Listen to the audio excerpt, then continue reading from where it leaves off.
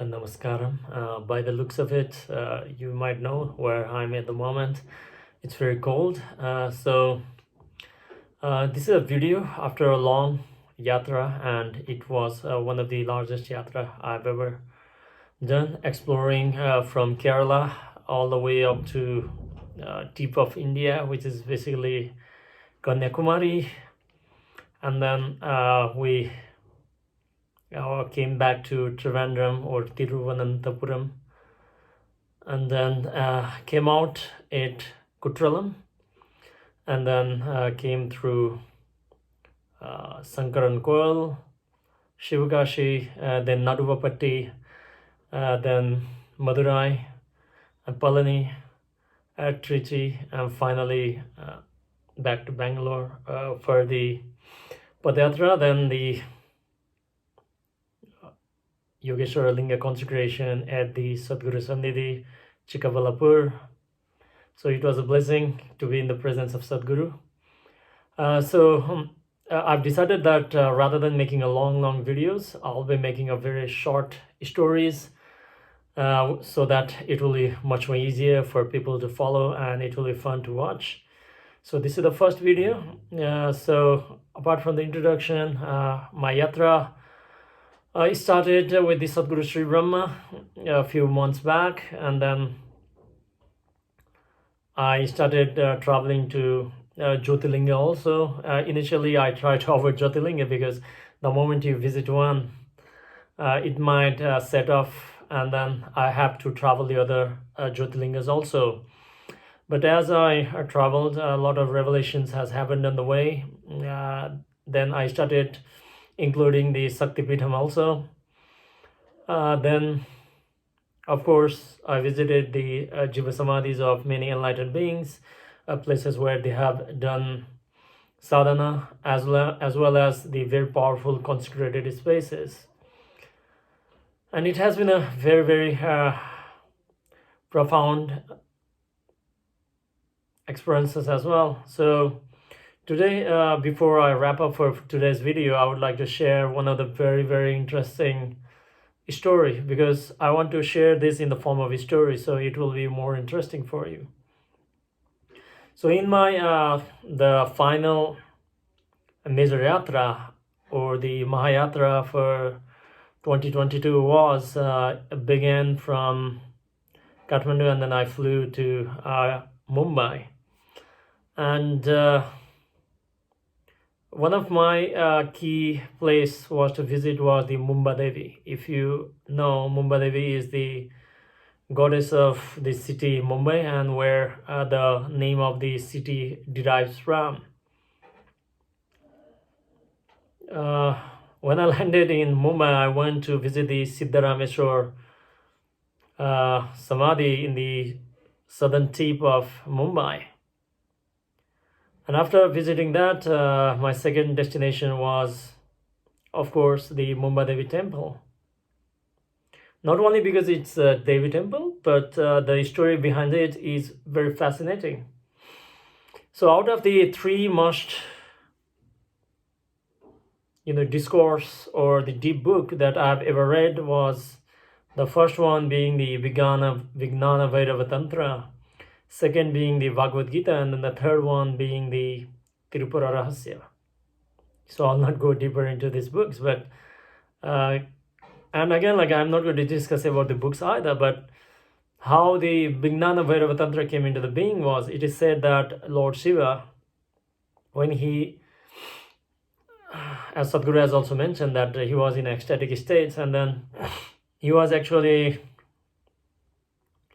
you can say transmitting the knowing to the Saptarishis and his disciples and Ganas.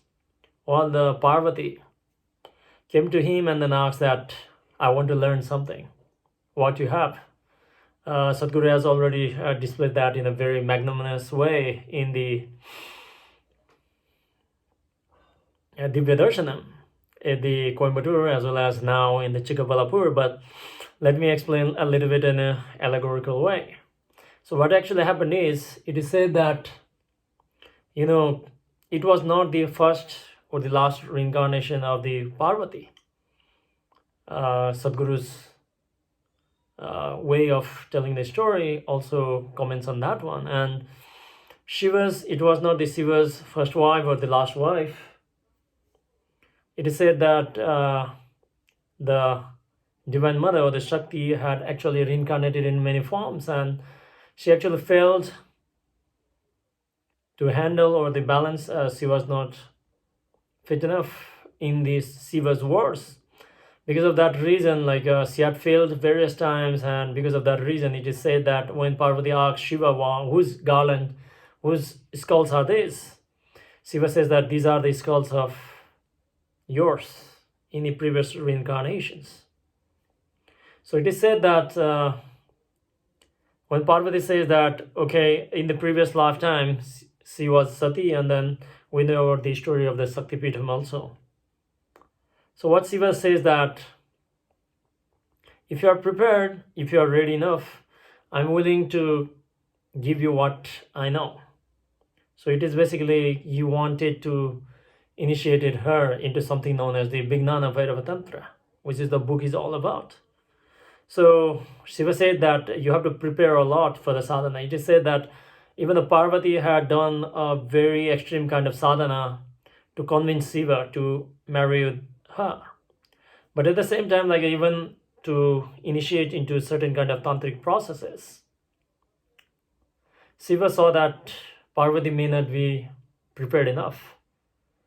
So as the process started, it is said that what Shiva's condition was, until the process does not end, there was no way she can get off, and she had to continue as long as possible, and she was determined enough. But it is said that the process was so intense and so long and so endurous that Parvati eventually fell asleep several times. Shiva actually told her to stay alert and everything, but she could not. So eventually, because what Shiva actually says that when he was initiating her into that process, it is said that what Shiva is saying I'm here as the form of the Guru rather than your husband. So as Shiva found out that she was breaking the,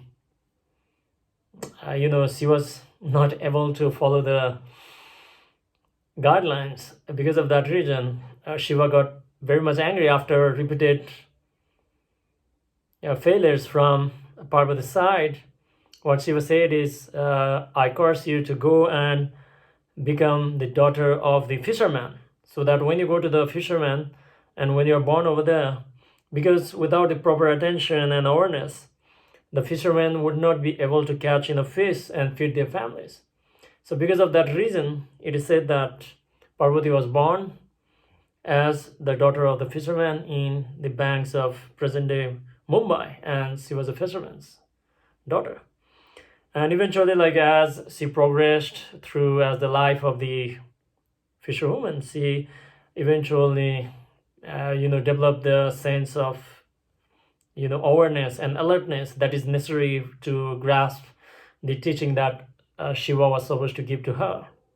And because of that reason, she eventually qualified, and then when she came back, Shiva initiated her into what we know as the Vignana Bhairava Tantra, in which Shiva gives 112 methods of ways of self-realization to Devi or the Parvati.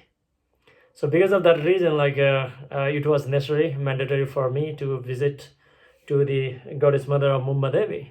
So when I entered there, it was a heavy crowd, how the crowd of Mumbai is. And when I reached over there, the moment I entered, you cannot believe that, because of the security issues or something, they would not allow anybody to go inside with a bag. So I had to go to one of the shop and then convince them to keep my bag. And then the moment I entered, the Abhishekam had just begun. So it was a quite intense and energetic process. And it was Mumbadevi actually graced me with her blessings and welcomed me on the Yatra to the Mumbai. So it was a great, great experience. Anybody who is from the Mumbai, or if you're traveling by the Mumbai, I request that you pay her a visit. it was a blessing that I was able to, be in her grace.